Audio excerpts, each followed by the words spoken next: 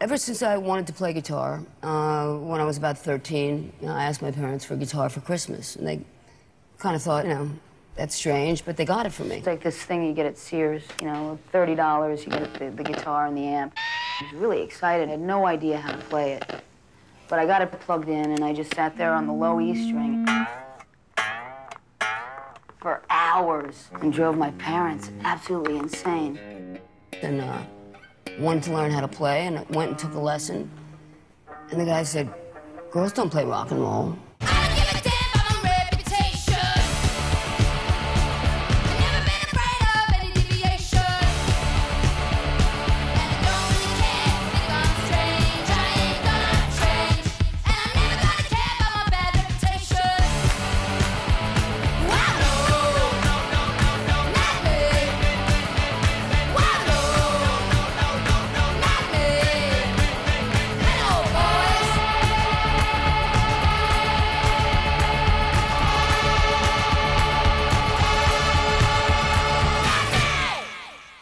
Growing up in the 70s, it was sort of a feminism, and I didn't think that it would be such a big deal for a girl to try to play rock and roll.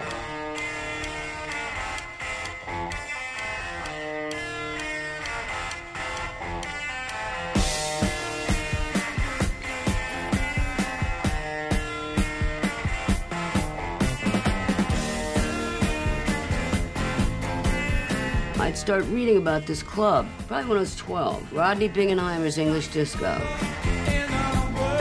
He was the first to play records by Blondie, the Ramones, Sex Pistols, and Nirvana, to name a few.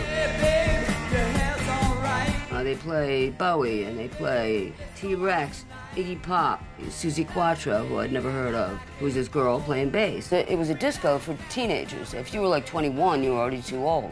Though rock stars of that era would come in. I was a naive kid, so going to Hollywood, it was a big night out. I talked some kids to come with me, and there were guys and girls with tons of makeup on and crazy hairdos and lots of glitter and really short skirts and dresses and fishnets, and it was just, what the fuck is this? A club full of a bunch of weirdos living in a city that's known to be full of weirdos. I love you so. And they're blasting all this raunchy and dirty, but clean dirty, like playing on double entendres and stuff like that. And some of it was straight up dirtier. That music hit you in a spot that you couldn't really describe, but it made you want to do it. And there was something down there. As you're a kid, you can't put your finger on it yet, so to speak. I'm walking to all these dirty jokes. I only remember the sex. I don't remember anything else about LA at all, frankly. There was a kind of depravity going on in Los Angeles at that time. Quaaludes were really important to understanding 1970s rock and roll culture in California. So I think everyone was into Quaaludes then, because you could. Quaaludes were a ridiculous drug, but everyone seemed to like them. They were young suburban kids out to wreak havoc and get the hell away from the suburbs and their parents. It was just a nutty time. Again, this was coming out of Stonewall, the start of a gay liberation movement. The nuclear bomb has gone off in the nuclear family. Bye. Bye. My mother and I used to go to the movies pretty much every weekend. We went to go see Cabaret. Really blew my mind. I loved Liza Minnelli. I loved the combination of the campiness, 1920s Germany, and the flapper girl vibe. So obviously being around a place like Rodney's, that was campy too. It was exactly the sort of vibe in Cabaret. But whatever happened, Cabaret, Hollywood, and the idea about playing music all fused into one. I always called Joan, Jett, and David Bowie time travelers because they're into all this music before it happens. At one point, I met a girl. She wrote lyrics. Carrie Crome, it was just another kid like me hanging out at the disco. And she said, maybe you should talk to my publisher. His name's Kim Fowley. He called me up one day and, so-and-so says you want to form a band. And I said, yeah, I want to form an all-girl band. I can't be the only girl in Hollywood that wants to do this. He said, well, do you have any demos? And I didn't even know what a demo was. A couple days later, it happened that Sandy West, who was the drummer of the Runaways, and she drove up with some friends to hang out at the Rainbow, or the Rainbow parking lot. which is a place where people go to watch stars. And people would hobnob and shoot the shit for a few hours, and she went up to him saying, I said, hi, I play drums, and, I'm in a band right now. He goes, how old are you? Well, I'm 15 and a half. And he says, you're kidding me. He goes, I'm working with a girl right now who's 14. I think she knows a friend out in the valley who plays electric guitar. It turned out to be Joan. She arrived a couple weeks later with her little Sears guitar in hand, 3 buses, and 4 hours later from Canoga Park to Huntington Beach. She had such great rhythm that hit it off so well together. Picked up the phone, called Kim, said, listen to this. And we played some sort of Chuck Berry-ish thing, or maybe Wild Thing.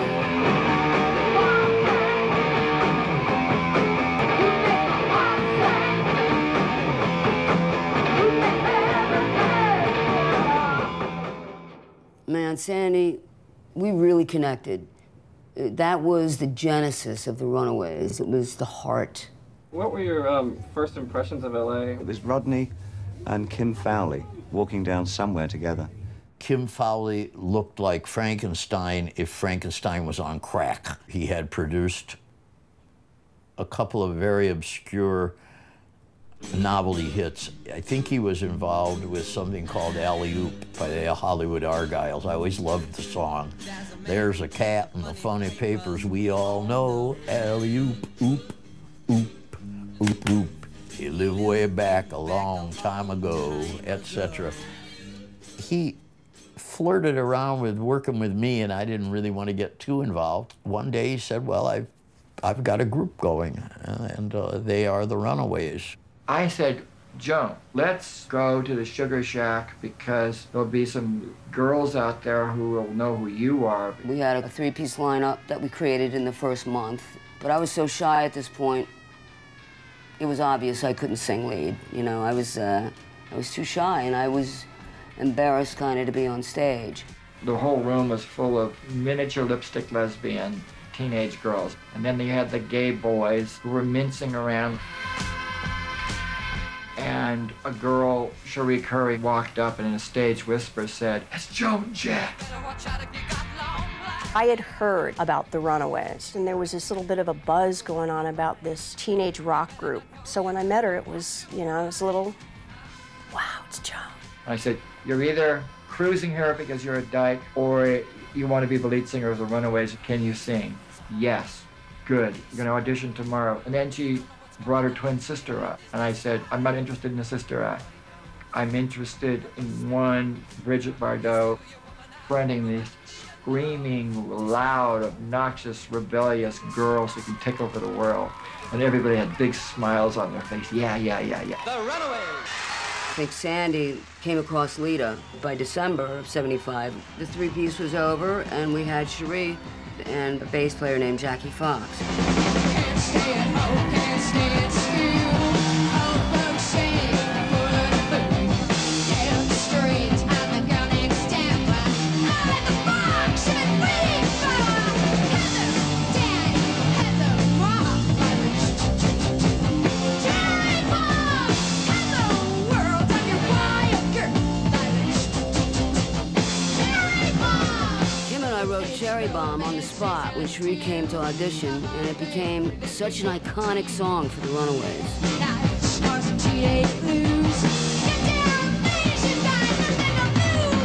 We were putting the Runaways together. It was based on Darwin. Let's start with the evolution of a man in show business.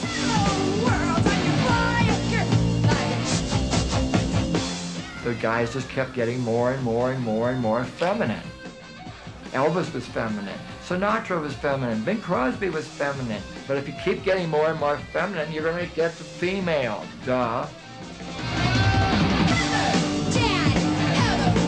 What Jimi Hendrix said about women playing rock and roll, and when they do, they'll be looked at like aliens, in our case, is absolutely true.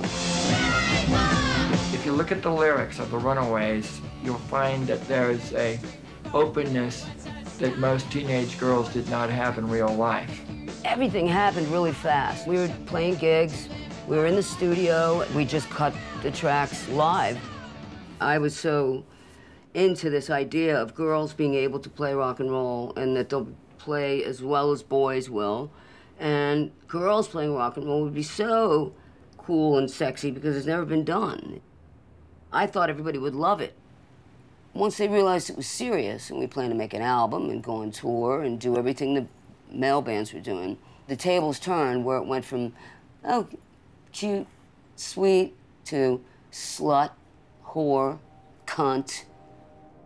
I've been hurt. I've had my head split open by a beer bottle, a rib cracked by getting a battery thrown at me, like a big metal rig thing, just because I was a girl. You know, get spit on. I mean, I just felt like I couldn't leave the stage. You know, I'd go off afterwards and cry, just because I didn't get it.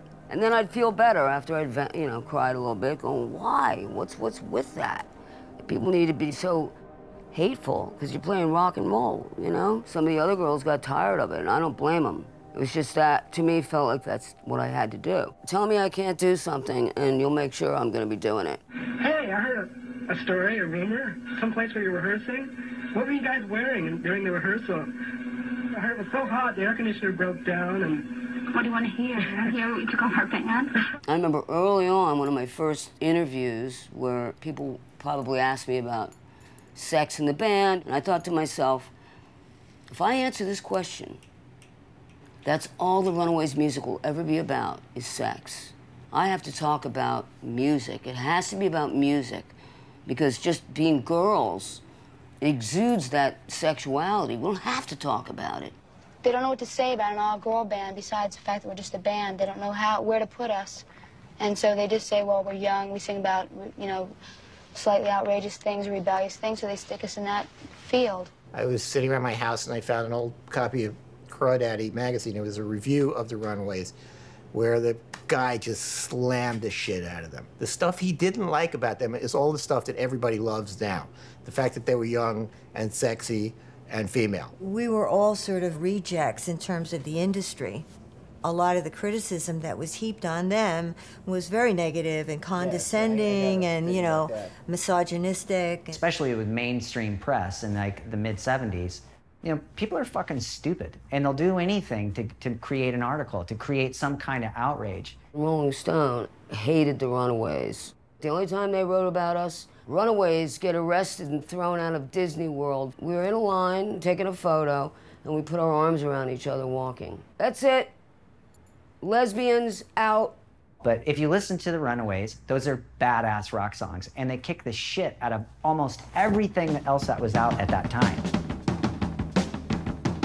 Women were stepping out as rebels, because women were getting pissed off in the culture. They were getting out there and kicking some heads. The guys were turning into fags, and the women were turning into John Wayne. Hey you, there's pretty thing tonight. At this point, there were signs the women's lib movement was really taking root. It showed so much promise. All it meant to us was that we could do what we want. We do it right, as long as we do it. We don't care what we do is right. Kim took us to see Clockwork Orange and Rollerball. And afterwards, he turned to me and Cherie and said, that's what I want the Runaways to be. And what he did in rehearsal, you know, throwing stuff at us, calling us names, that was our boot camp. We were preparing for exactly what we walked into. Kim could come off like pretty intense, but I wasn't afraid of him. Kim is the, you know, most controversial part of the Runaways. There are people who loved Kim, and there are people who actually despise him and think he was a kind of Satan. My mother liked Kim, and he would be on the phone with her for hours. He talked to her a lot, you know, I mean, probably more than any of the other mothers, and was probably most friends with her. I think she felt reassured, but she also knew how the other mothers were hesitant. My parents told me I could be anything I wanted to be when I was like 5 years old, and I believed them.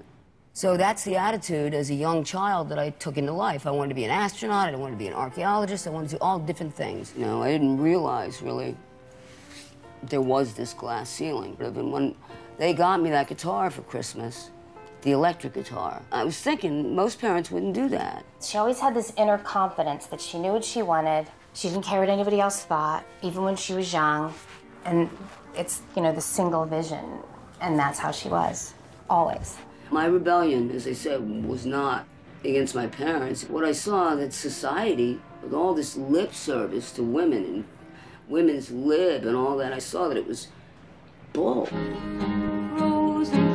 songs of angel hair and ice cream castles in the air. There were a lot of girls who didn't want to be Joni Mitchell. You know, they wanted to rock. The heaviest ones would drink with you, do everything with you, but they were always in that sidecar role. And then along came the Runaways. Joan Jett was nobody's sidecar.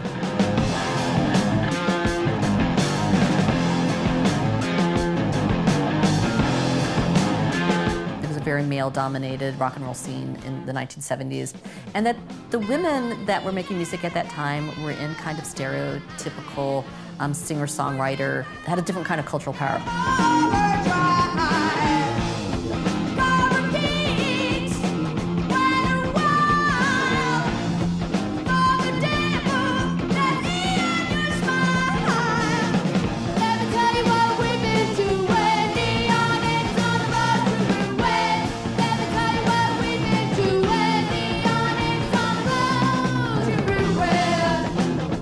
Rock radio did not play a lot of women artists. The FM stations at the time only be one female artist on the air per hour. This was like a literal policy of radio stations.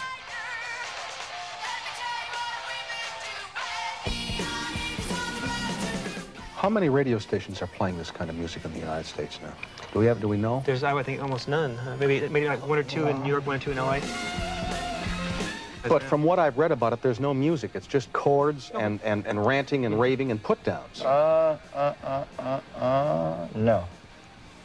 It's more than that. I think it's a B movie on record. They were young, they were hot, and their music spoke about who they were and about their generation. I mean, it was heartfelt and mentally correct. I feel it's a vacuum because we're living in a fragmented 70s where there's so many different things happening that there isn't one Beatles or one Elvis Presley. It hasn't come yet.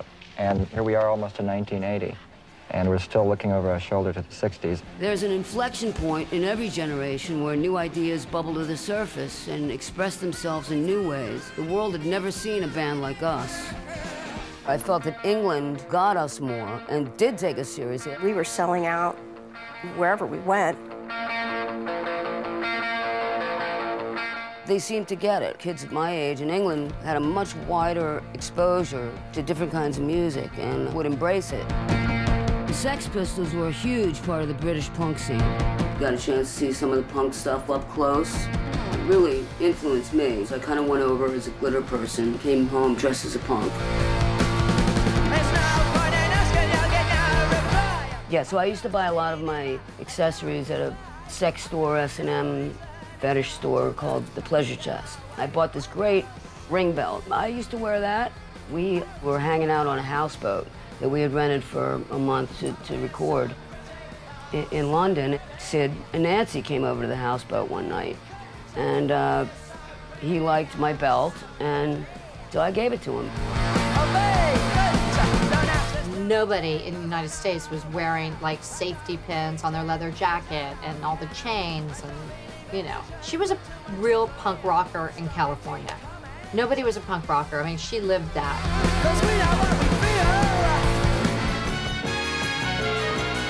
The Runaways from USA. Thank you. We're really happy to be here.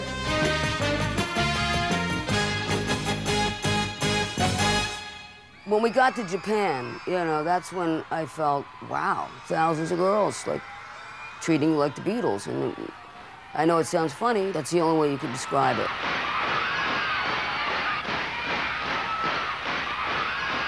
They love their music stars over there, but it felt like we tapped into something else with female audiences. I thought it was exhilarating, but just because I thought that's powerful, man, it's all girls. The more I thought about it, I realized the way Japanese women were treated sort of like second-class citizens there. So these teenage girls were feeling the power of the Runaways, saying, no, we can do it. The studio audiences went nuts. Oh, God.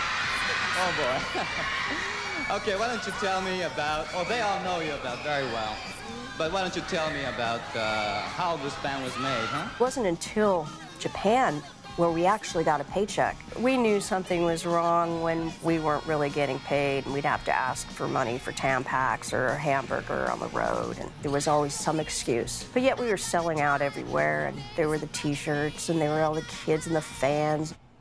In the middle of the tour, we got this booklet. It was all color booklet that said The Runaways, and there was like a tiny picture of all of us. And then it was like fold-out softcore porn shots of Cherie all the way through. Kim made a very bad mistake. It's like he set up a photo session with the Japanese for me. Next thing I knew, there was a complete tour book with, you know, me in my corset. We're like going, what the fuck is this? And we were all really annoyed by the fact that Cherie had done it and the fact that she didn't say anything to us. And the girls really thought that I had done that myself.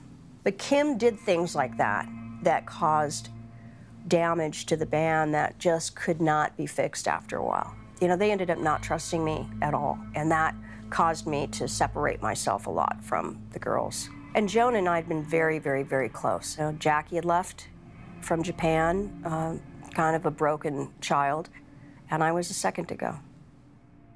After she left the band and after our Japanese tour, I didn't follow what she was doing right away. Obviously, there were parts of me that was very hurt by that because we were close. You know, a band is like a family.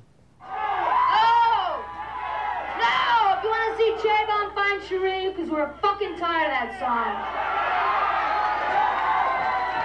song. Shortly thereafter that, they fired Kim Fowley. You know, I think Kim's biggest mistake in life was not recognizing that Joan Jett was his great star and his great discovery. Joan took over the front person's role, which she earned and which she deserved, but it changed the perception of the band by the industry because the industry was so focused on Cherie and the blonde bombshell look. And that's haunted not just the music business, but all entertainment formats, TV and film for years. And what do you do when your iconic lead singer is gone, you know, and you got to step up? It's kind of incredible that she, you know, had the balls to even do it. So do you have a new record or anything coming out? Nope. Nothing? No, we're going to Europe, right? Right, like 2 days after the whiskey, and we're going to record in either London or Berlin.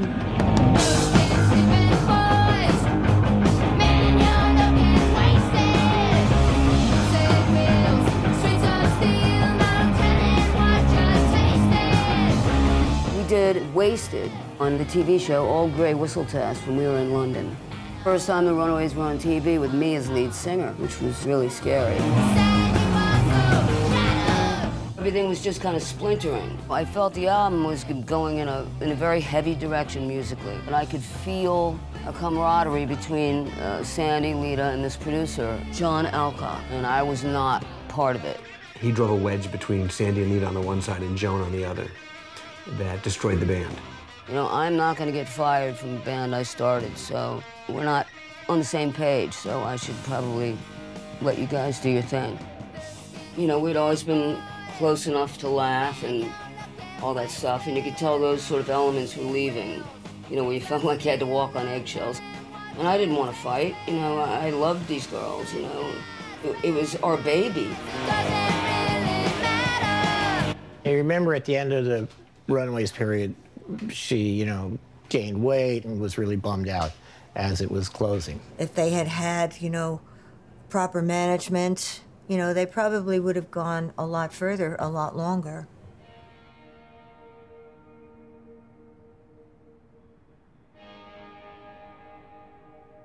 How did I personally deal with the crumbling of the Runaways? I drank a lot, starting at 8 in the morning. Not a good thing, and not a good way to deal with things. No, it got heavier than that. Definitely. Felt like LA was totally laughing at me going, we told you it wouldn't work. We told you you couldn't do it.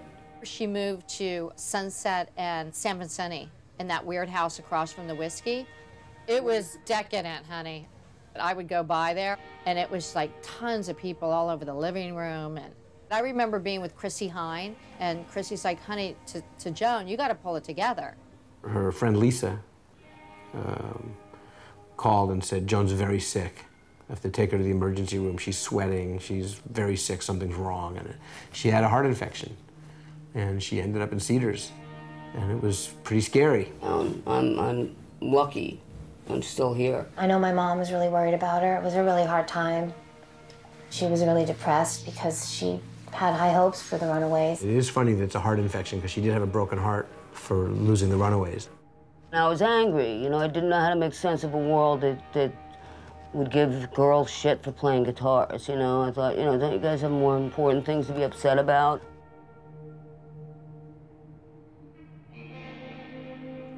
I thought, you know, I'm gonna fucking kill myself.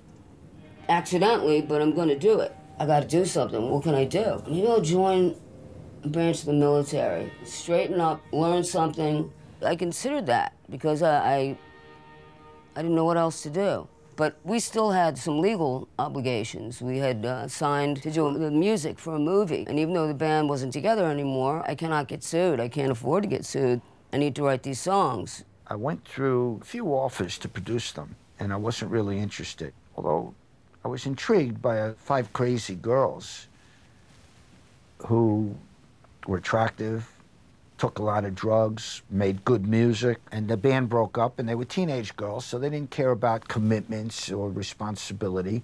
I probably would have turned it down again. I was in England. Joan Jett was the only one left who was going to live up to the commitment. They had 8 days to create 6 songs when Toby called me. Before John Alcott, I had thought of Kenny Laguna as a guy who might produce this Runaways album. He blew me off. I went back to Kenny Laguna because I'm obviously a masochist. But I know you're a good songwriter, and I really think that you'd click with Joan. My wife, Meryl, said to me, I've been reading about Joan Jett. I think she's significant. I was in the studio with him, and I used to read Melody Maker and the NME, and there was a picture of the Runaways, and Joan just popped out of the picture. I said, I think this girl's got it. And we went and stayed at the Riot House, the Hyatt House on Sunset. And Joan walked in the room with Toby, and I saw this girl with a black leather jacket, and she was a little beat up by then. She was drinking. She was hanging out with Sid Vicious and Steve Bader's, Sid's girlfriend Nancy, and a bunch of people who all ended up dead. She had a sad look in her eye. She was this lost waif, and your heart just went out for her because you could see she was so upset and destroyed by it. You know, I was pretty much a mess. Hi, guys. But he saw something, I don't know what it was, you know? He bought me a pair of pants first, though. Because he couldn't write songs with a person with ripped jeans or something. I head into the studio, and I said, we'll cut the tracks with the session guys, and then we'll put your guitar on. It's no big deal. She goes, then there won't be a record. And she wasn't kidding, but I dug it. 1, 2, 3, 4! So we fulfilled the contract. It wound up being like some weirdo porn movie, which was not what we signed up for. There she is, Joni Jett. She's got the greatest voice I've ever seen, I've ever heard. Now, I went out to California to meet Joan with a fellow named Richie Cordell. I said, you know, Richie, I think we can have hits with her. I think we should make her a partner. And he goes, what do you want to fuck her? We're going to steal her money. I'll never forget it. But I knew that this girl should be a partner. She was that unique. Things were definitely looking up. I felt good. I felt, okay, I've got someone to talk to write music with. Let's see where this goes. And then I took her to England. I had a flat in the King's Road, and every day we'd go to Ramport, the Who's studio, and record the Joan Jett record. I was introduced to Kenny by a guy called Peter Meaden, a real character. And in so doing, he also came to me with an artist called Steve Gibbons. And Kenny produced the album for Steve Gibbons. It was a fantastic album.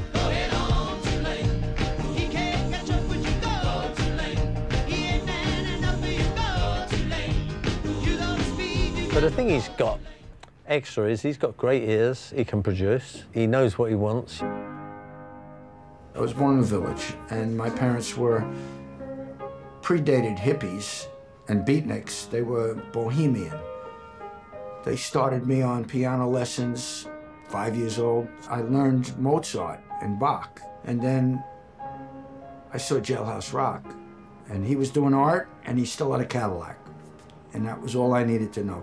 When I was about 16, I moseyed into New York City, and started hustling. They gave me a songwriting job at Kama Sutra Records, and their specialty was bubblegum music, which was coined by Neil Bogart, the great record exec. Kenny Laguna did some great stuff pre-Joan. I don't know where we would have been without that guy. He was a bubblegum hero. Our generation, when we were kids, that's what the music was. No guilty pleasure. It's just like, look, we're making this music to make money. We're gonna sell it to kids. We're gonna turn it into, like, you know, records that are on literally the back of a cereal box. All the songs were like about like naughty sexual things, but they sort of acted like they were about candy and bubble gum, like ass-kicking beat. And that was punk.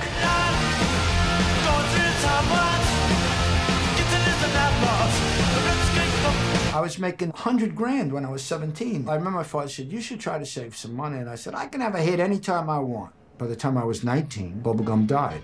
But we wanted to be cooler than bubblegum. I did a soundtrack album for Andy Warhol, Lonesome Cowboys. And I used orchestration. I was putting horns on and then strings, so without much of a plot line. Just very effeminate guys dressed as cowboys hanging out together. And I remember giving a spiel to Andy Warhol and Paul Morrissey about the art. And Morrissey said, don't talk to us about art. We hired you because we want money. It's very shocking to me because I grew up with artists who thought it was gauche to want money. I really liked Kenny from the first moment I met him. I don't know why. I always have. Because I remember saying to Kenny, maybe getting a bit bored, I don't know, but just saying, you know, go talk to Bill. Stop all this shit. Oh, Bill! Oh, my God. How you doing? What's all this shit? What affected me was their self-belief. But under the self-belief, there's a fear, oh, is it ever going to happen, or are we ever going to get a break? And for me, life's about that. And Bill said to Kenny, you know what, why don't you just go into our studio, Ramport, do what you gotta do, and pay us when you can. Now I'm in business. And that was the start of their relationship and ours. I'll tell you all about this girl. I'll tell you the truth about this girl. It felt like you were kind of blessed by, you know, the rock and roll gods. And then we're like, well, we want to tour this music, because it's great. So we need to form a band. And went back to LA, put an ad in the LA Weekly or something, and said, Joan, Jett, looking for 3 good men.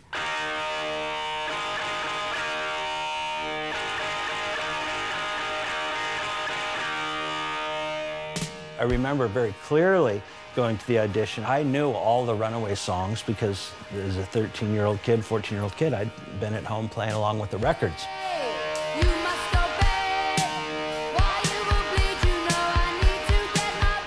And Joan knew me from the punk scene.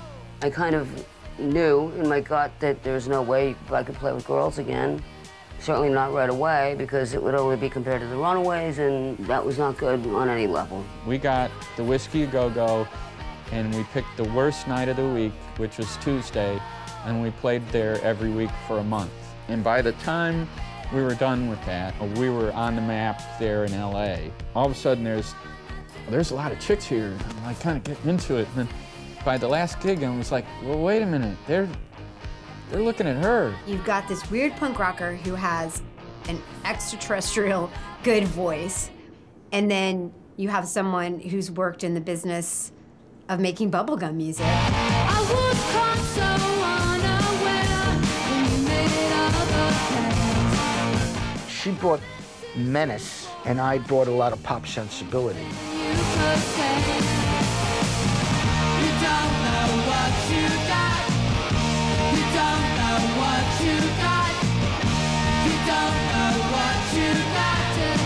You mix that together and you've got like a Molotov cocktail that's gonna like totally do some damage.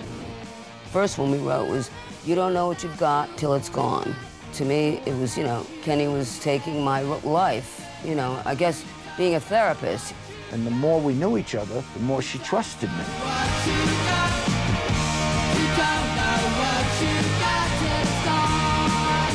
Joan sort of needs to experience heartache to write about it.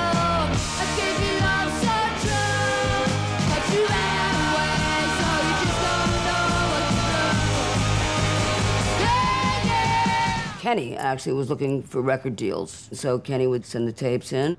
We sent it to all the labels, all the majors, all the minors. It was 23 labels, and we got back 23 rejection letters, all saying, you need a song search, there are no songs here. Maybe if she loses the guitar. These people heard 5 songs, 4 of which were top 20 hits. That can't be a song search. That's, you don't have ears. We asked for no money. Just put out the record. I know it had something to do with my image, the Runaways, the girl. I think Kenny thought it was going to be a lot easier than it ultimately turned out to be.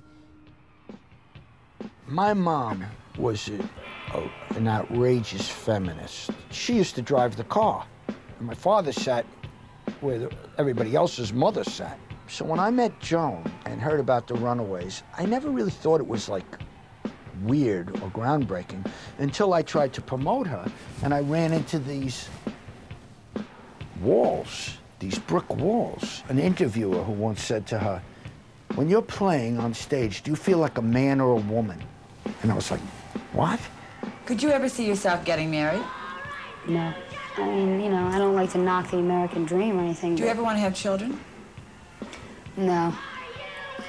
If you really want to be a musician, now that's where you got to really do some soul searching and decide, do I want to be a musician or do I want to be a flash in the pan and ride limos for a week?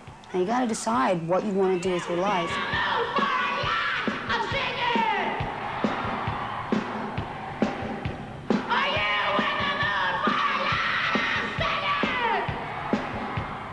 Kenny Laguna came over, and he literally pulled out the map. He's like, look, here's Boston, New York, Washington, D.C. Look at all these towns. In LA, there's a limited amount of cities you can hit when you're a poor band and you're struggling, making every penny count. He just convinced us on the spot that we would move to New York. It was a circuit. There was the Rat in Boston, the Malibu in my father's place, Privates and the Ritz in New York, the Left Bank in Westchester. These places that were incubators for rock bands, and they'd give you $500. Didn't cover much. But you had a lot more opportunity to play and survive. We got a minor deal in Europe. That was the beginning, but we couldn't get anything going in America. And all of a sudden, we find out that we are the #1 import. The record's on the radio, and nobody wants to be our label. Now, I'm seeing something going on that I can't put my finger on, but I know we're tapping into something. So it gave me the courage to empty our bank account. My daughter was just born. She was only a couple months old, and we started a college fund, so there was like $3,000 or $4,000 in there. I mean, it was like I had jumped off the diving board, and I was hoping somebody was going to put water in the pool. But we discussed about printing, you know, well, let's print up these records. We'll make our own records. Nobody's going to sign us. We'll take this music we believe in so much and just do it. Our first office was more or less Kenny's big, huge Cadillac. And so we had this big old 1976 sedan DeVille. We used to always have records in the trunk.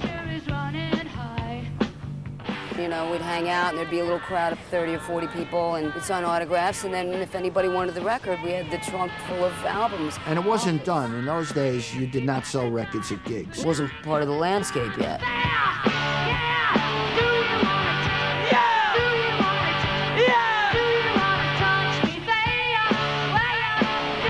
And that was the beginning of Black Heart Records. They're not getting any traction, and they're like, well, fuck it, we'll put out our own records. I don't know if that came out of a punk aesthetic. Maybe it did. Or maybe it was just that they were just punks before they knew it. Oh, you mean I don't need to have someone trying to discover me? I can actually just do this myself? In the beginning, the first gig we did was at the Malibu in Long Island. 54 people came. 25 of them were my guest list from my neighbors. The next time we played there, they had to shut down the Southern State Parkway.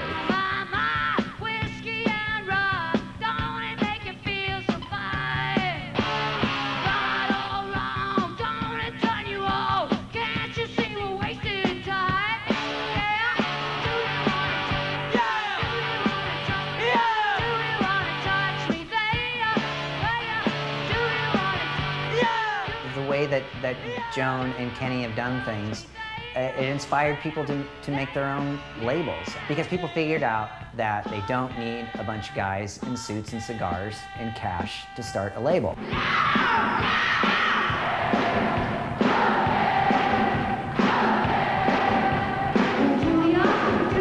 And I think it was in a bar in upstate New York, and a big tour manager. I'll never forget him saying this, because at this club, the line was around the block. And when we got in, he said to me, "Remember these days. This is the best time you're ever gonna have, and never take it for granted." And I never have.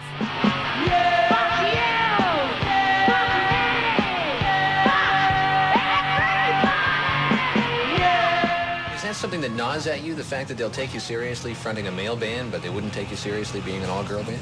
I think audiences are forced to listen more, and they're more accepting than maybe the business. Like, I think the record companies haven't come far at all until, like, women get in the position of A&R men. Oh, I'm sure she had to go through a lot of, you know, I can play guitars just as good as you can, motherfucker, you know? Just because I'm a girl, don't think I can't play. I know very few men that can play like her. You know, she's ferocious when she plays that guitar.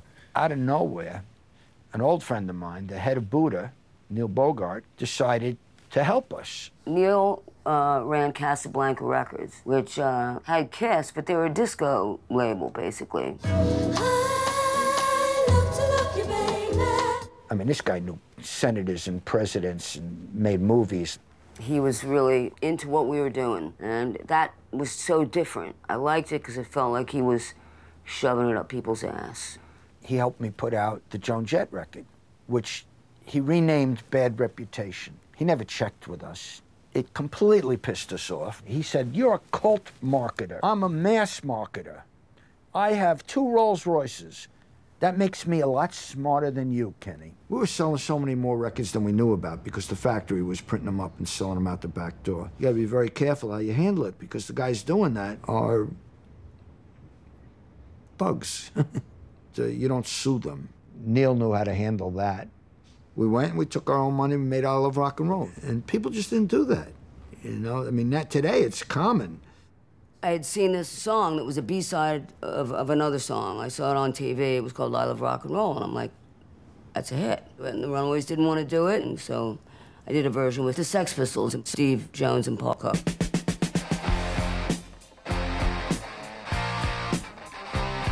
I thought their version was a little unsophisticated, a little sophomoric. I thought we could make a better record. So once I was with Kenny and we formed the Blackhearts, it was something that I wanted to try, and the rest is history.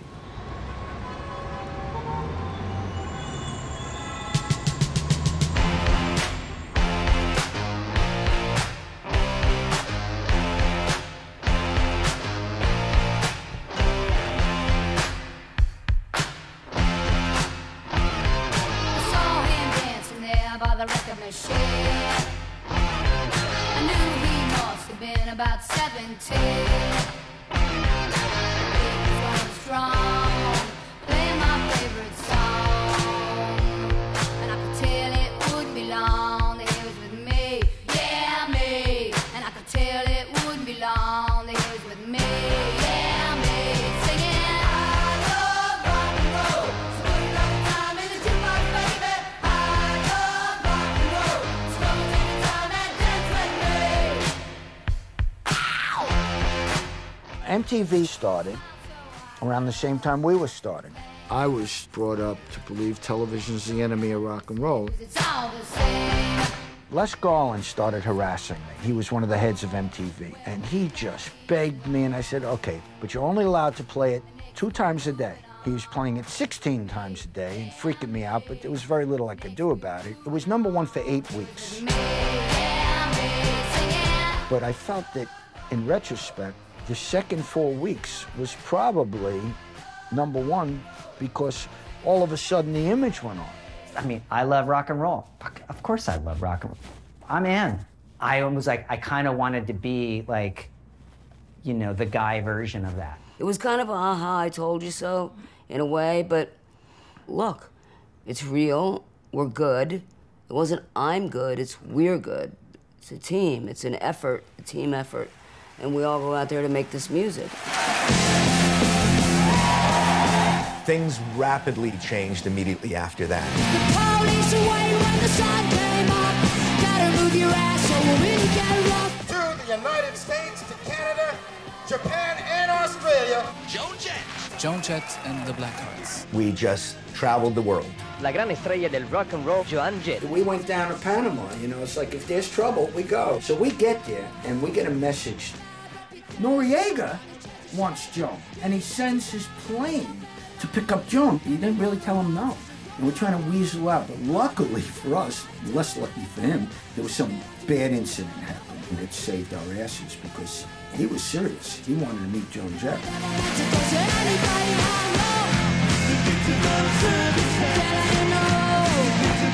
David Bowie and Freddie Mercury came up on stage to watch Joan.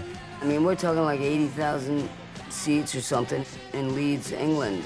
A few years earlier, I was listening to on the radio, you know, and all of a sudden you're on stage with them.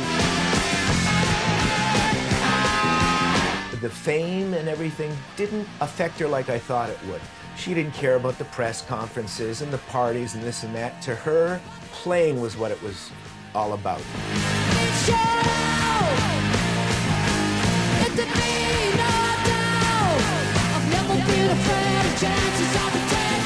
It was like you were always one foot in the gutter and one foot in possible stardom. I can't even figure out how to say it.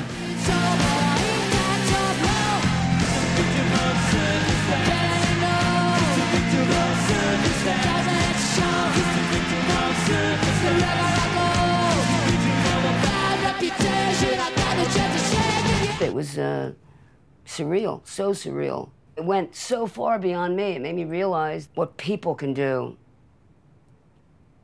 in general if the circumstances are right. First time I heard Joan, I was in the car with my dad, and it came on the radio, and it was Crimson and Clover. And I heard that voice, and I was just like, who is this person? And then when she would get to the pronouns and say she, I got really interested. You could sing like a song about really caring about another girl. Yeah. Because my friendships were so important to me at that age that I was like, somebody gets me. It's that sort of, oh my God, she's gonna take me home and fuck the shit out of me. And it's scary, and it's not what people grew up with, and they're used to being the dominant one, and they're not used to girls using their sexuality in a way that they feel they own it.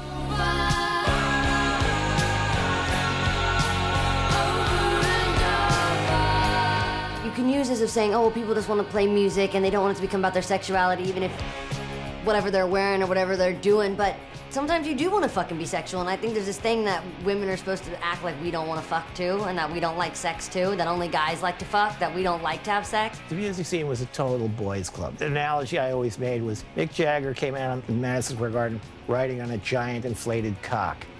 And if Debbie or Joan had come out riding a giant inflated pussy, all the fucking male critics would have been running, screaming for the exits. If Mick Jagger can transcend his sexuality, so does Joan Jett. You know what I mean?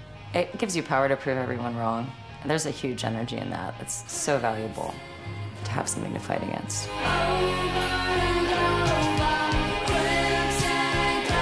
I think the attitude is a really big one. I think that's impossible to miss, you know? I wouldn't know how to go and get Joan's sound because I'm not technical in that way, but the attitude I pick up on right away. And that's something that I want in my head and my heart when I'm going out there to do that thing that's so scary in front of all those people.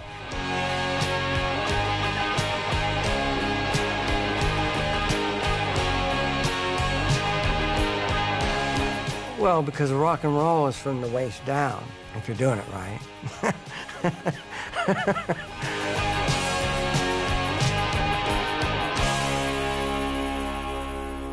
Neil died, unfortunately, of cancer at 39 years old in 1982. And at his funeral, his mother grabbed Joan and said that record meant more to Neil than all the other hundreds of hits he had had. He said, see, I can do rock and roll.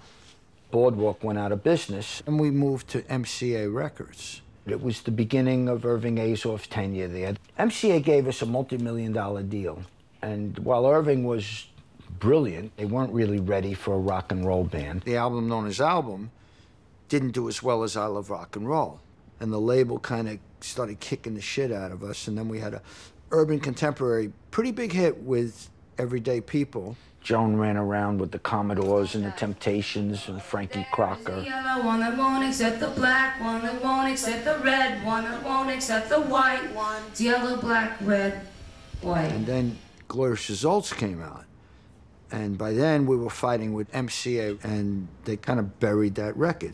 The rock business is for people who can't do anything properly, which only a schmuck would do. The situation at MCA became so acrimonious that they actually did something unthinkable. They actually went out in the street to try to stop people from playing our records, to teach us a lesson, and that was unconscionable. It's one thing when they're not helping you at all. It's another thing when they're coming after you and trying to hurt you. That's hard to overcome. So what happened? We were hot, hot, hot, hot, and now we're cold, cold, cold. We felt like we're back to square one. Now, we could still sell out almost any club in America, but a lot of people left us for dead. It's not going to be so easy this time, Patty. You're going to have to prove yourself. From what I can see, you're not a fit mother. I'd always wanted to act since I was a kid. And then out of left field, I got an offer to do a movie. It was called Light of Day. There's a young woman in rock and roll today who has long had the respect of her peers, and now she's breaking out into the mainstream. And since when are you an authority on fit mothers? Since when are you an authority on anything? I ain't staying in this house.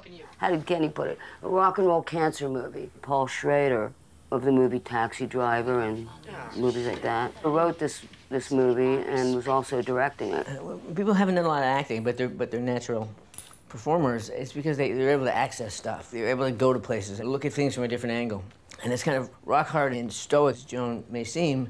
She's a very curious person, and she would test the limits of where she thought she could go and think of bringing new things and new emotions. And I've seen other actors manufacture and summon up for roles. But you always see the work behind it. Whereas with Joan, she just had that. I told her, I warned her, I was real clear. I told her if she mentioned church or rock and roll or marriage, I'd walk out of the room if I was in it, hang up the phone if I was on it. She can't bring up those subjects no more. It was just prayer. Yeah, that's her trick. Thought she could get away with it. No way, man. There's no middle ground. It's her or me. And when she'd get there, it'd be scary, whether she's acting or she's playing. I mean, they would get to a place where you just don't fuck around. Just let her do what she's doing, and I hope you don't get hurt. Bruce Springsteen wrote the title song for the movie. Initially, Bruce was supposed to play my role.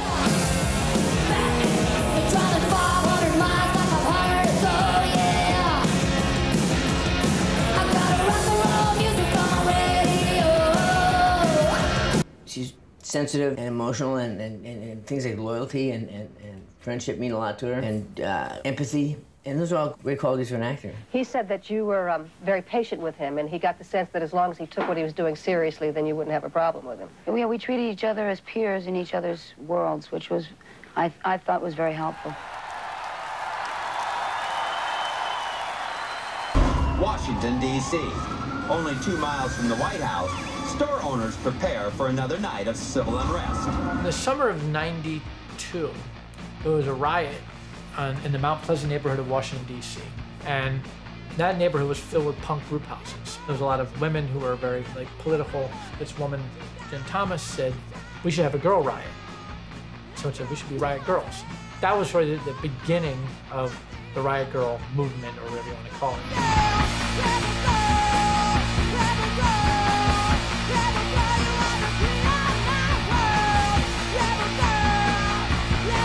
Two girls, Toby and Kathy from my band Bikini Kill, went to see a Fugazi show. And Joan and Kenny came down for the gig, and Joan's like you can see her in the back of this, on the side of the stage just going off. So they got one of our demo tapes. They must have had one in their bag or something.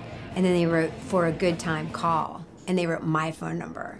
Phone rings, and I pick it up, and it's like, "Hey, Kathleen, it's Joan Jett." And I was just like, "Yeah, whatever. Who the fuck is this?" "No, I was at the Fugazi show last night." She's like, "I heard a demo of your band. I think it's really great. I think maybe we could work together." And I was just like, this really is not funny. So I walk into the living room, and we have this glorious Misspent Youth poster. And I said, "Okay, if you're really Joan Jett, tell me what your hair looks like." And she goes, "It's like a bastardized, disheveled bob." And I was like, "Oh shit, you are Joan Jett." I got such a kick out of watching them fight their fight, because their fight was my fight. I'm not willing to deal with the mainstream anymore when they're constantly asking me questions about sexual abuse, about if I've been a stripper, if I haven't been a stripper, constantly just completely sexist shit. And then on another level, she related to it because she's a woman, you know? And she had been, of all people, in the trenches in an era where women were, like, you know, so marginalized. I wanted to use music to spread feminism, and I thought punk was a great vehicle. I mean, I equated being on a major label with like, oh, I'm gonna, you know, start using drugs and die. Kim and Thurston from Sonic Youth were really nice to us and would let us crash on their floor, but Joan was the person who stepped forward and said, I want to be involved. She really understood where we were coming from. For lack of a better term, you know, an updated version of what the Runaways were trying to achieve, some kind of legitimacy. She kind of was the cement that kept a lot of things going for some of the feminist bands in the 90s, definitely for me. I mean, she changed my whole career path and taught me how to record a record. When they did that Bikini Kill record, they produced that record, which is, I think, the best Bikini Kill record. Joan's name is on there, but Kenny's really, he's involved. He's working. You know, he's always in the studio. I have to say, this kind of ties in Joan pretty intensely. Is that, like, I hadn't heard of the Runaways. One of the earliest scenes that we were really interested in was the LA punk scene. And then the Germs album came out, and that record was hugely significant for us, and Joan had produced it. Oh, wait a minute, that's the I Love Rock and Roll person. Like, that's crazy that she produced this record. She has been a part of not only her own music that she's produced, but also some of the greatest punk music that's ever been put out. We have a few friends for you to meet. Mercury recording artist Joan Jett of the Runaways. And we have with us tonight the Germs performing at the Whiskey. What are you guys going to do tonight? Same stuff we always do.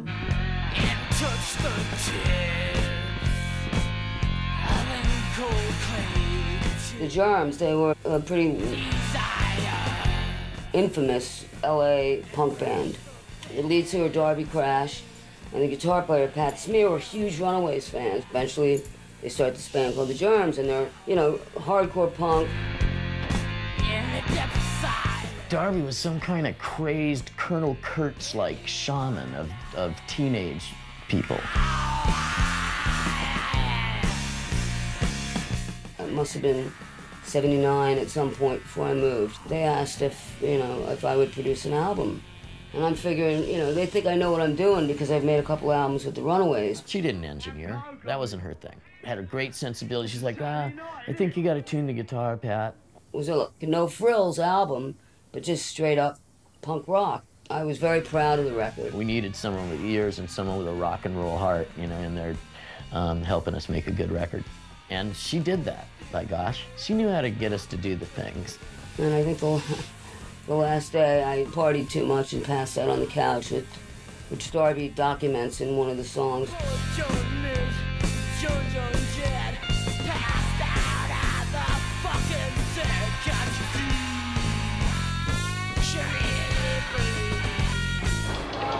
Since 1991, the hottest spot in rock and roll has been Seattle, Washington. Nirvana, Pearl Jam, and Alice in Chains all came out of the local music scene. Many people thought the next breakthrough band would be the Gits, a punk rock group fronted by Mia Zapata, a charismatic 27-year-old with a tragic destiny. Two of her roommates finally broke down and called the morgue, where she was, and she was an unidentified victim at the morgue at that time. She was found strangled to death by her hoodie tie, raped and left in an alley. Somehow came up in the studio with Joan, and she's just like, we gotta do something. We gotta be involved. Next thing you know, she's like singing the Git songs with the surviving members of the Gits. The thing that really struck me really hard at the time was how it could have been any one of us, and how many times, you know, I've come home late at night in that exact same situation. She could have been me, and I could have been her. It comes right after, then he slapped you right across the face, and there's no singing, you know, so it's like it emphasizes that. It was a very strange thing, because it was, you're celebrating the music, but it was about such a horrible thing. It's gonna blow their minds. It's sounded really good, huh? Keep going. How did you guys make that very painful decision to keep on playing? Because Mia would be really upset if we didn't. When you see the footage and you see how close they were, and you see Andy and Mia joking on stage, and you see this rapport and how close they were, I mean, it really had to be devastating, you know? Hey, we'd like to thank you all right here real quick for coming out to Viva Zapata. Thank you for supporting. It was all the money went to charity. To help protect women walking home, self-defense classes, all kinds of stuff. It was a big deal at the time, because women were getting raped, Well, it was also murdered, to contribute money for the private eye, because... to find the guy that killed Mia.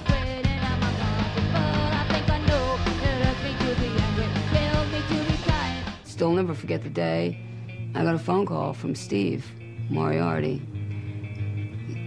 No hello, no nothing. We got him.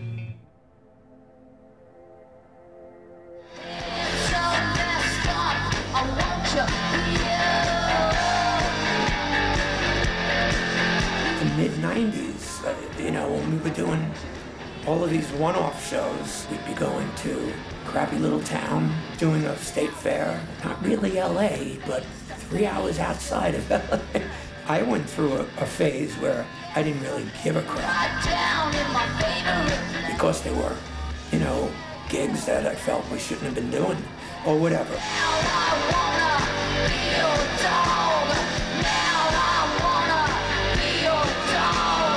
Our business is funny. You're hot and important, and then you're not. It was a bad feeling, but I always felt like we had to fight on. We knew we had what it took. We didn't stop working, and so... It was not fun. Unless you've been gifted in your 20s with incredible piles of money being thrown at you by the system, which almost all really, really good musicians are not.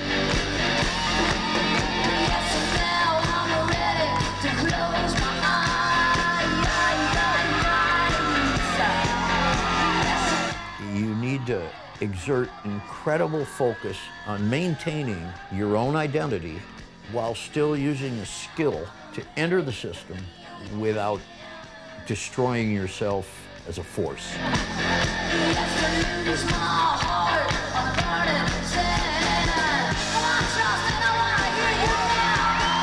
You have to be really willing to go anywhere with it, up or down, you know, sideways, whatever. Joan, she gives it 100%, whether it's a state fair, a Sweet 16 birthday party, or 10,000 people. She still gives it her all, no matter what. I saw her live at a summer music festival here in Las Vegas. 110 degrees out, full leather, up on stage, just ripping it apart. Because this was mid-90s to late 90s. We ended up doing some private thing together. I was like, man, I forgot how badass Joan Jett was, you know? Rock and roll animal, I mean, if there's ever anyone that fit that description, it's Joan, through and through.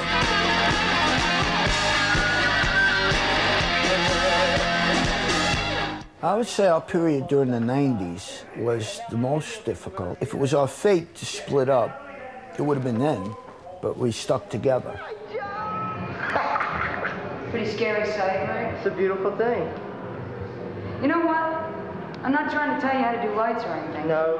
Doesn't it get cold in the middle of the show? We've got a band here from New York City.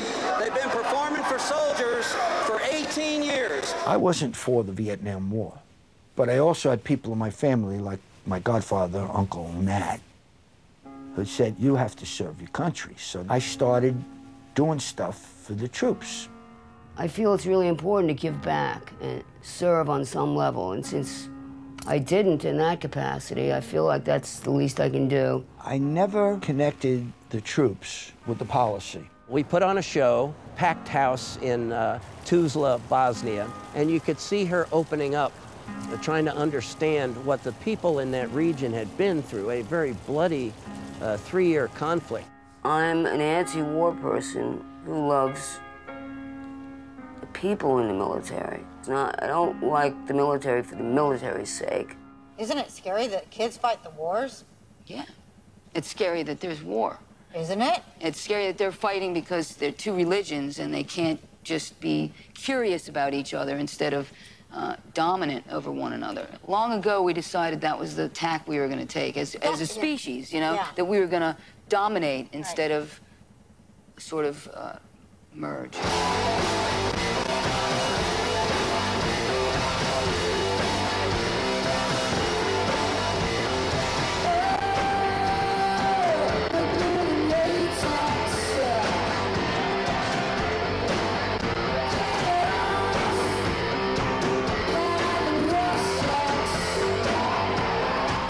When 9/11 happened, the first thing I thought of was, we gotta get over there. They said they didn't want the band. They wanted just Kenny and I. They wanted to keep the footprints light. People just were incredulous. Why are you here? And we said, we're here because you're here. We just want to say thank you. The way she interacted, there was nothing artificial about it. Others would come, put on a show, and leave. Joan stayed. I got so much positive feedback about how she made them feel. And oh my God, I have to say this. You lifted up your arm and you've got hair under your armpits and no hair on your head. I love that. It's genius. It's genius. You sound like my producer, Kenny Laguna. Will you show that again? Now what are you doing? Why can't you guys get off my back? Because it's such a lovely back. Do you want to lick it? No, I don't want to lick it. There's no hair on it. I don't care. It's almost like watching The Odd Couple a little bit, but there's something about those two. There's a special bond and chemistry that they have between them. Kind of like George and Gracie in reverse or something. Can't you just keep your thoughts to yourself for once? You've been saying the same thing over and over and over and over all day since I woke up. Because you said as soon as I wouldn't hand you the thing, then you had to storm out. I'm not arguing with you anymore. You can tell there's like a deep love for each other and that they're inseparable people. They're alter egos in a way, aren't they? They're twins from different fathers. You know, it's just in a sense. And I guess that happens with most good friendships. Because I think people get so stuck on relationships being a sexual relationship or it having to be a romantic relationship. What is it with your best friend that you hit things off with so easily? You know, you actually know what the other guy's thinking. You tune in, and I suppose that's what they've got going for them. People don't find this in the life partners. People don't have the love they have in marriages. That's why they don't stay together as long in Kenny and Joan. It's a marriage without the sex, really. It's a mental marriage. People literally are fucking married to people that they hate. And then you see these two. I'm putting this on just so it'll be done for the future. Oh, this is going in the trash. Okay. No, it's not. I'm sending it to Caesar. No. He'll just make another one, Kenny. I don't care. I'm sending it to him. Maybe no, we'll you're get a not. discount. He won't be able to get the tape off, and it'll mark up the stuff. He's not gonna do. I know him. Don't give me a fucking face. Kenny's he's just a classic New York dude that just loves music. And he's a really caring person that loves Joan and just loves rock music and just wants it to just prevail. Out, please. I gotta get changed. I'm sending it to the Rock and Roll Hall of Fame. It's the one you almost wore at the Foo Fighters. He's a hardcore feminist man. He is totally just a contrarian. And he likes to fuck with everything anybody says ever. They're family with each other, and they're interdependent on each other. I mean, they really are partners. Sure, it's dysfunctional. Everything's dysfunctional, but it's like, it's my kind of dysfunctional. And people want to tell, I guess, everyone how to be and who to love, but you can't help who you love, and you can't help what your relationship is with them either. Whenever they appear to be at odds, just wait until it blows over, because it does. It blows over in 10 minutes later, not even 5 minutes later, and they're acting like it never happened. Best friends are supposed to annoy you a little bit. They gotta push your buttons a little. They keep you alive. So it's an extraordinary situation. You won't see another one like it, really. So the years went by.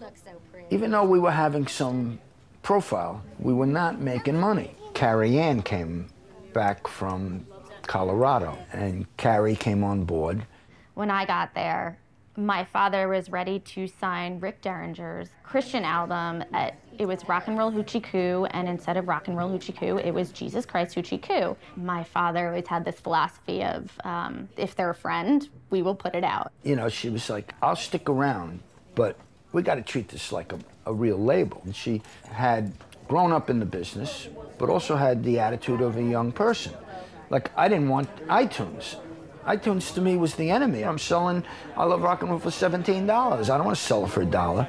She finally talked me into doing it, and the first month we sold 70,000 I Love Rock and Roll downloads. And we were in business. Carrie came in and boom, boom, boom, boom. Had a meeting with Kevin Lyman, who owns the Warped Tour. The Warped Tour was this hip thing. And it was kind of a weird concept for Joan to go on the Warped Tour. I think at that point, Joan was not feeling as inspired, and my father too. I didn't see the fire that I saw after the Warped Tour.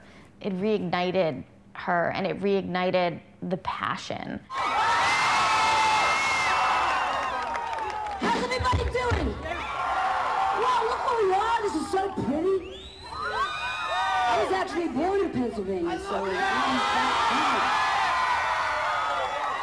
and you're traveling around the U.S. and playing in parking lots. I'm like, whoa, Joan Jett and the Blackhearts are gonna be on this tour? Like, Joan's a real rock star, and we just all wanna be rock stars. I just like will forever have that mental image of Joan on her BMX bike with camo, cut-off shorts, and big black sunglasses, just riding around, hanging out with everyone. You could just see she was having fun, and she was reminded of what it was in the beginning. It ain't mine, it ain't yours, but I'm here.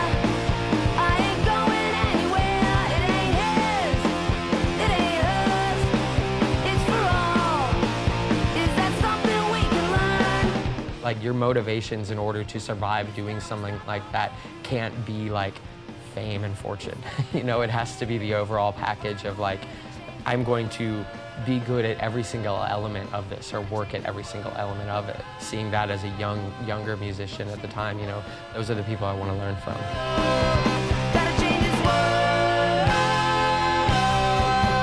From there, we found our voice. We found our next chapter. She runs the company now, and I think that's just a beautiful cycle of life, and you see it right in front of you. We wanted to be a place that said yes to people and gave a platform for young bands that didn't fit into any kind of typical major label box. Sure like me when I'm sitting quiet. Sure like me when I'm sitting quiet. But then I raise my voice, I'm too opinionated. Can't fucking stand when my chin was celebrated. I'm not trying to bring you down, man. Well, there's a lot of bullshit going on right now with a dum-dum in office. So we're musicians. We have a platform. People paying attention to our music and lyrics. She's always let us speak freely because she does so herself.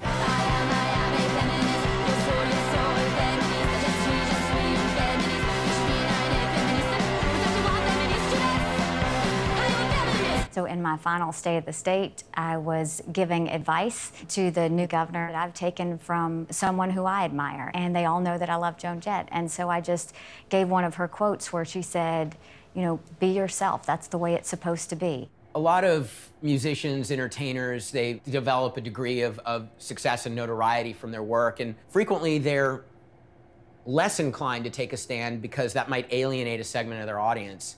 Joan, on the other hand, is very outspoken. When I came out in 2012 as transgender, Joan was one of the first people to contact me to just say, like, hey, you know, if you need a friend or someone to talk to, I'm here. Well, now, don't get him wrong, and don't get him mad. He might be a father, but... And it meant a lot to me, you know. There were a few people that I felt like I could relate to at that time, and a few people that, you know, I felt like I had any kind of shared experiences with, not just like being in a band, but when talking about gender fluidity. Androgynous, closer than you know, love each other so. I know she championed for women's causes and LGBTQ causes, and that's all great, but I don't think she's mushy about it. She's straightforward about it. I mean, this is the way it should be, and fuck you if you don't see it that way.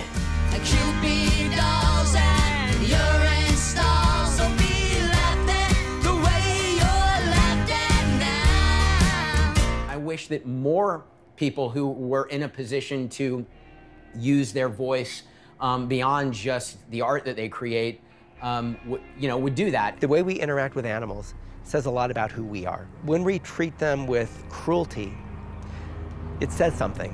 When we treat them with kindness, it says something very different. The way our culture thinks about animals or doesn't think about them and their lives and how they think and that they feel pain and that they scream. Well, chickens recognize each other by their faces. Yeah. Just like we do. What do you want Norway to do? Stop supporting the seal slaughter in Canada. Joan has always shown up. She speaks out for animals. She speaks out for people who don't have enough of a voice. Most people don't think about it. Animal rights is human rights. Humans are animals. And we all have the capacity to feel pain, to feel fear, to suffer. And I'm not trying to demonize people that do eat meat, and I try not to preach to them, but I do talk to people about it if they're curious. What have you been writing? What are you doing? Where you been? How you doing? Well, between watching The View, because I watch it. Yeah, I watch every day. I did a movie. I executive produced a film about my first band called The Runaways that had Kristen Stewart, Dakota Fanning in it.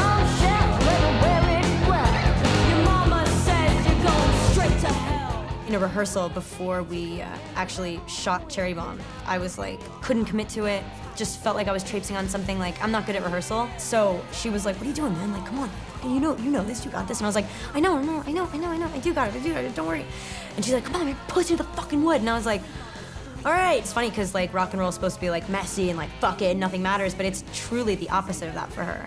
She has, like, a diligent, almost, like, compulsive, like, dedication to it. And that was just like, Kristen, pussy to the wood. I think the most surprising thing is just how emotional she is. And I guess in retrospect, it makes total sense. You look at the music and it definitely has this like, kind of precious, gritty, girly, feminine snarl that could only come from somewhere that's a little self-protective. So here is a lady who I can't believe is not in the Rock and Roll Hall of Fame, who should be. Ladies and gentlemen, Joan Jett.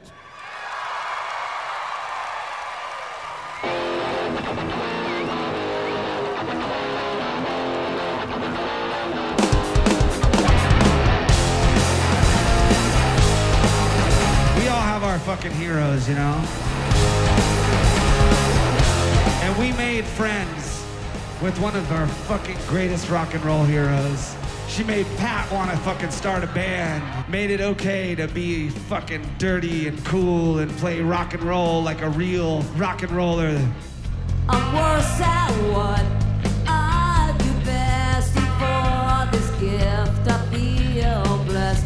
Our little group has always been and always will until the end.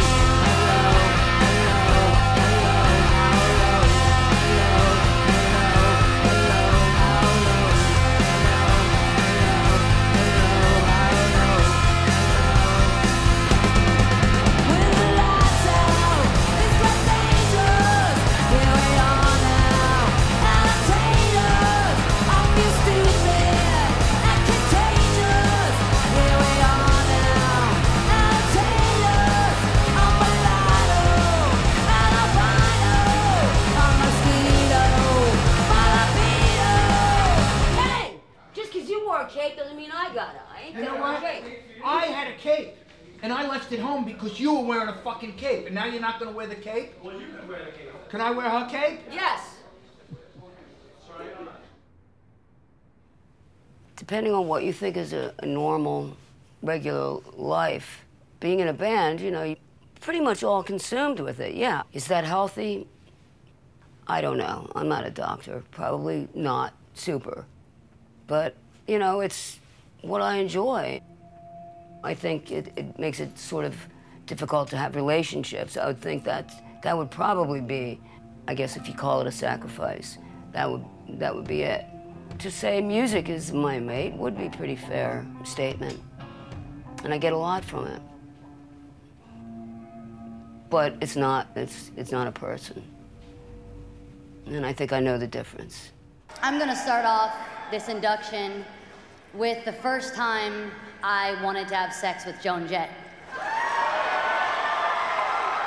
And we were doing Oprah together, and I go up to Joan's hotel room, and Joan opens the door, and I come in, and Kenny Laguna is laying in bed. And I don't know what the fuck is going on. Oh, looks beautiful. You look beautiful. Look at him. That's it. You're wearing the cape.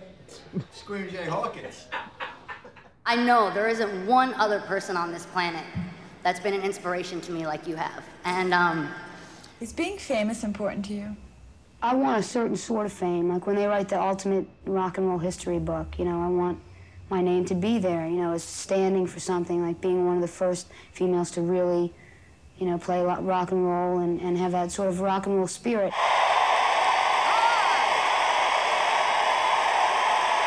I think people don't think of her like, oh, you know, feminist, like immediately, but the visceral experience of Joan is a feminist experience for me. Watching the way she holds herself like a normal person, not like someone who's self-conscious and, you know, trying to be a good girl. Here's somebody who is born to do this and is doing it. There's just those rare times where you feel like someone was put on the planet to show you what rock and roll music is. It could be Bowie, it could be Kurt Cobain, and it's definitely Joan Jett. I was really gonna try not to cry and be tough, but that's a little overwhelming there. Thank you very much.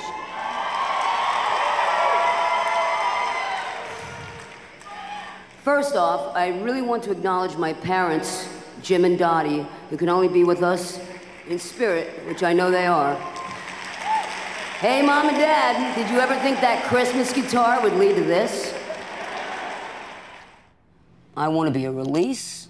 I want to be a hard release, a good release, a primal release. You do a primal scream, but it's not at someone or breaking something. It's, just into the air about appreciation of being alive, you know? This is a family that's been together since 1979 and never wavered from each other. It's all of us, and we all get support and love and strength from each other and feel like we can go to each other when we need to. And I think that's really important, to be able to feel vulnerable to the people you work with and be able to feel like they've got your back. If you want to get really deep, there are no two things. We're all one. I want to tell a story about Joan, being a wonderful woman. I want to tell you a story about how people say that she opened the door for women in rock, and I don't think she opened the door. I think she took out a sledgehammer and she knocked down the whole damn wall.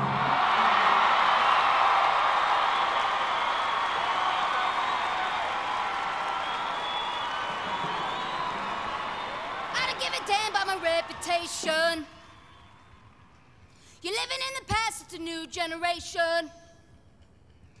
And a girl can do what she wants to do, and that's what I'm gonna do.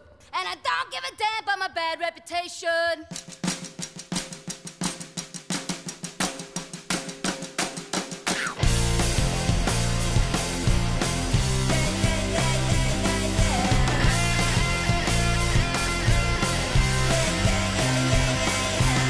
Sometimes I feel like I've been here before.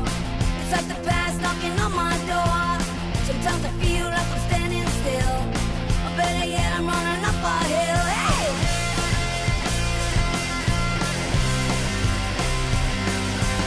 Sometimes I feel like I need a crutch. Sometimes I feel like it's all too much. Sometimes I wonder what are we